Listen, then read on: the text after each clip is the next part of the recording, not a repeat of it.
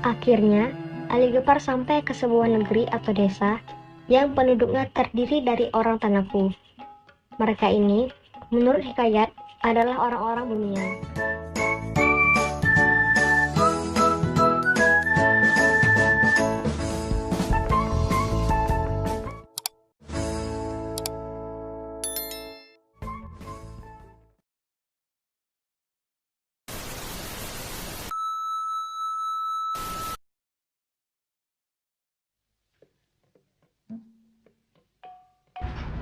Sekali dalam setahun, lazimnya pada zaman dahulu, penduduk daerah Kuantan pergi mencari buah-buahan ke dalam hutan. Lebih lagi kalau musim buah-buahan, tepat pada tahun besarnya. Rombongan Ali Gepar berunding di balai adat untuk menetapkan hari dan waktu untuk masuk hutan rimba mencari buah-buahan yang mereka inginkan. Setelah mufakat selesai dan perundingan ditetapkan, maka keputusan yang tepat akan dijajaki adalah rimba kuko.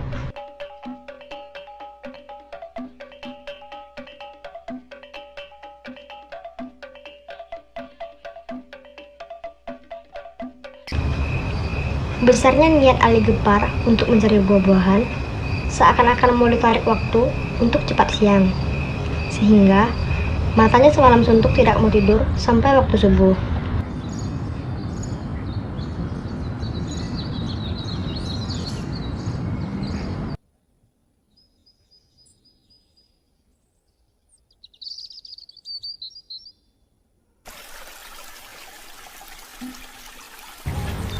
Keesokan hari pun tiba. Ali Gepar dan rombongan pun berangsur untuk pergi mencari buah-buahan.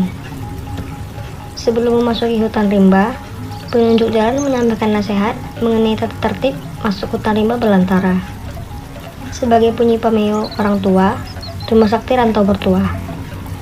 Penunjuk jalan sebagai kepala rombongan mengatakan bahwa di dalam rimba jangan sekali-sekali berkata kasar, berbual besar, dan bercerita yang bukan-bukan.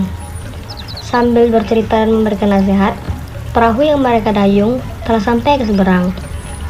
Lalu, rombongan Ali pun berjalan menuju hutan kuko.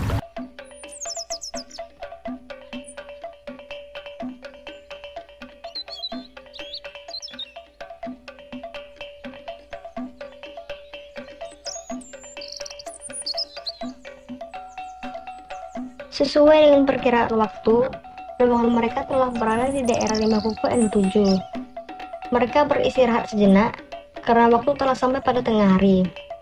Menurut kepala rombongan, tidak baik mencari buah-buahan pada tengah hari. Sambil menunggu waktu yang disarankan kepala rombongan, Ali Gepar menoleh ke sana kemari mencari sasaran pohon yang berbuah lebat. Kemudian, tanpa sepengetahuan kepala rombongan, Ali pergi menjauh untuk mencari buah-buahan sehingga dia terpisah dari rombongan.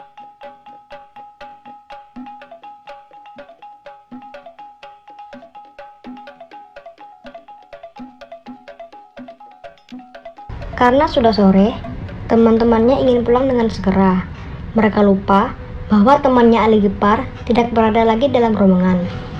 Setelah rombongan Ali sampai ke batas kampung, satu di antara mereka menanyakan kepala rombongan. Ketua, anggota kita ada yang tinggal. Hah? Siapa? Ali Gepar, Ketua.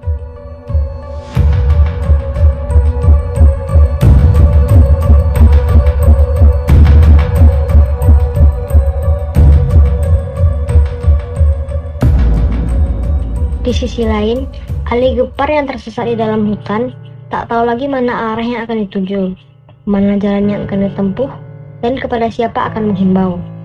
Berteriak besar-besar, yang menjauh hanya senggang saja. Mau tidak mau, selamatkan diri dari penghuni hutan rimba raya.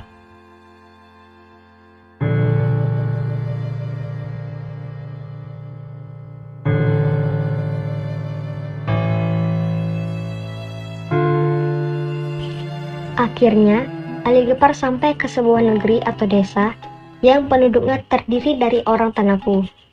Mereka ini, menurut hikayat, adalah orang-orang Bumian. Ada rumah. Karena Ali Gepar telah pasrah dan dia telah menduga tidak mungkin lagi kembali ke tanah tumpahnya, yaitu Kutu Taluk, maka di negeri orang Tanaku, ia mencari induk semang, yaitu Datuk Raja Mota. Sementara itu, Datuk Penghulu dan ayah Ali Gepar membicarakan bagaimana menjemput atau menemukan Ali Gepar yang hilang.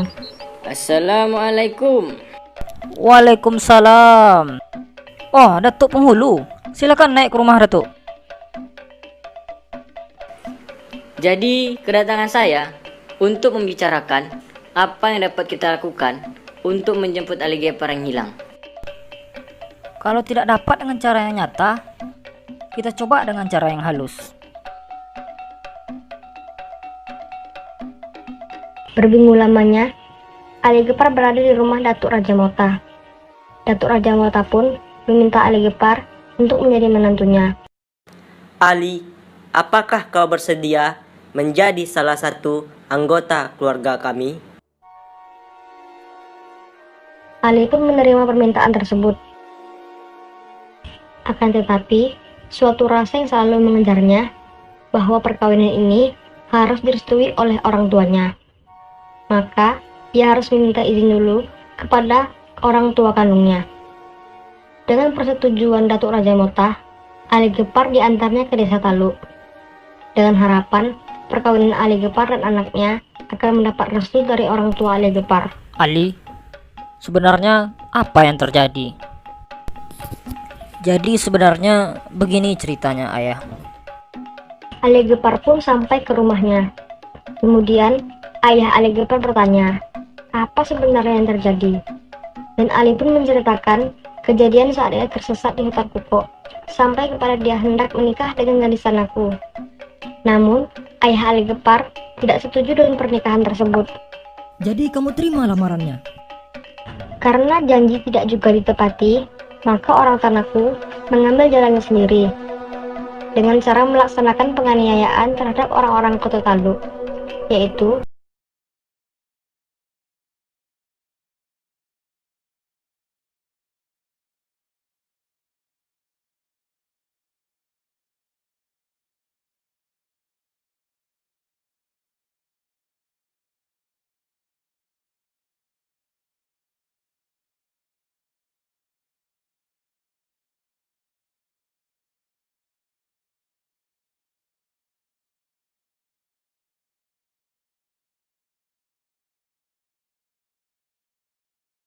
membuat perangkap untuk menangkap harimau yang telah banyak merugikan penduduk kota Taluk. Namun bukannya harimau, tetapi seorang gadis cantik, yaitu Rebung Muda, yang berada di dalam perangkap tersebut. Dengan terperangkapnya Rebung Muda, semua desa menjadi gempar. Semua orang berduyun-duyun datang untuk menyaksikan kejadian tersebut. Saya adalah gadis dari Tanaku. Ayah saya adalah Raja Mota. Saya kesini untuk menagih janji dengan Ali Gepar. Ia dulu tersesat dan diselamatkan oleh ayah saya. Bagi kami orang Tanaku, janji wajib ditepati. Janji berdosa mungkir, titian binasa lapuk. Hai Datuk Penghulu, saya Ali Gepar telah bersalah. Telah tertusuk di gala yang panjang, telah terpijak pedang arang. Saya bersalah terhadap Rebung Muda. Dia telah tersiksa batin dan badannya. Janganlah dia disiksa ataupun dibunuh. Semua kesalahan yang dia lakukan, biarlah saya yang menanggung. Pernikahan tidak mungkin lagi untuk dilaksanakan. Maka dari itu, Ali Gepar dan Rebung Muda hanya diikat dengan mengikrarkan janji dan sumpah. Hamba akan menerima semua apa yang telah disepakati. Asal janji dipegang erat, digenggam teguh. Jangan dibuat seperti menggenggam bara. Terasa panas, lalu dilepaskan. Kejadian ini meninggalkan kesan yang sekaligus mengakhiri kemelut cinta antara Ali Gepar dengan gadis Tanaku, yang menimbulkan suatu perjanjian yang terkenal dengan sumpah serati antara orang Tanaku dengan desa Koto Taluk. Setelah perjanjian tersebut diikrarkan, maka Rebung Muda pun dilepaskan. Semua orang yang berkumpul pun bermuno melihat kejadian gadis cantik yang berubah wujud menjadi harimau berjalan di depan mata kepala mereka.